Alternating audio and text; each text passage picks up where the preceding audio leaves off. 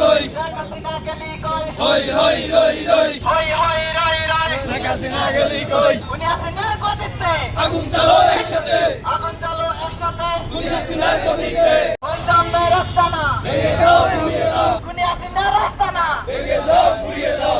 আমরা প্রয়োজনে আমরা বারবার মাঠে আসব এবং আমাদের দাবিগুলো যদি মেনে না নেয় এই বিপ্লবী সরকার যদি তারা নিজ থেকে যদি আমাদের এই দায়গুলা এবং আমাদের যেই আমলিক ফ্যাসিস্ট তাদেরকে আবার পুনর্বাসন করার চিন্তা ভাবনা তারা করতেছে, আমরা চাই এই বিপ্লবী সরকারের ভূমিকা নিয়ে তারা যেন তাদেরকে শাস্তির আওতায় এনে তাদেরকে সার্কিচ্যুত করে এখনো কারো তারা ছাত্রীতে বহাল রয়েছে।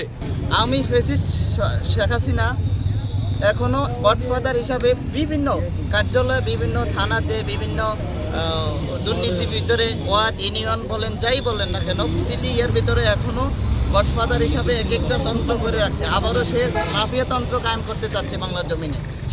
সাধারণ ছাত্রদের জমানতায় সাধারণ ছাত্রদের দাবিতে এই বাংলা আবার নতুন করে আমরা স্বাধীন বাংলা পাইছি। কিন্তু ফ্যাসিস্ট খুনি হাসিনা এখনো আবারও গডফাদার প্রতিটি কর্মীতে প্রতিটি প্রশাসনিকভাবে ঢুকে এখনো আবারও সে মাফিয়াতন্ত্র এই বাংলাদেশকে কায়েম করার লক্ষ্যে কাজ করতেছে। বৈষম্য বিরোধী ছাত্র আন্দোলনে আমরা আমাদের অনেক মায়ের বুক খালি হয়েছে, আমরা আবারও রক্ত দেব প্রয়োজনে। কিন্তু হাসিনা সরকার ক্ষমতা থাকা অবস্থায় যে করাপ্টেড ব্যবস্থাগুলো ছিল এগুলো আমাদের দূর করতেই হবে। এগুলো দূর করার জন্যই আমরা এখনো রাস্তায় আছি, থাকবো ইনশাল্লাহ। এখানকার রায়পুরের যে লোকাল যারা ছাত্র প্রতিনিধি বা যারা হচ্ছে এই যে বিভিন্ন দলীয় বিএনপি বা এরা কেউ কিন্তু এখানে নাই। আমি পরে কথা বললাম, ওনাদের সাথে কথা বলছি। তো বিষয়টা আসলে কিছুটা মানে অনেকটা মিসআন্ডারস্ট্যান্ডিং হতে পারে, অনেকটা কনস্পিরেসি টাইপের হতে পারে।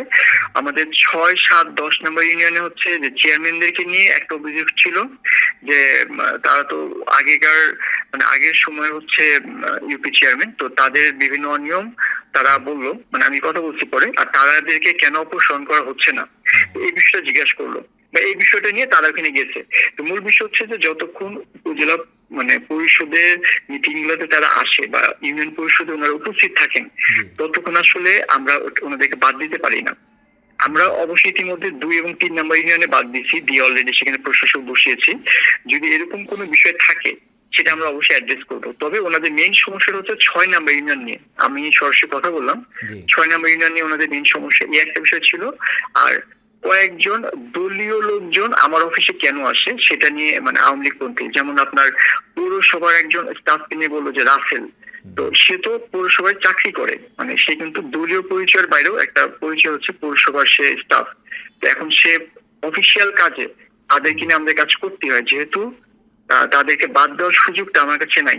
তা আমি তাদেরকে পরে বুঝে বলছি, তার এগুলো বুঝে নেই বা জানতো না, অনেকগুলো জিনিস একসাথে করে আমার কাছে না এসে ওখানে চলে গেছে।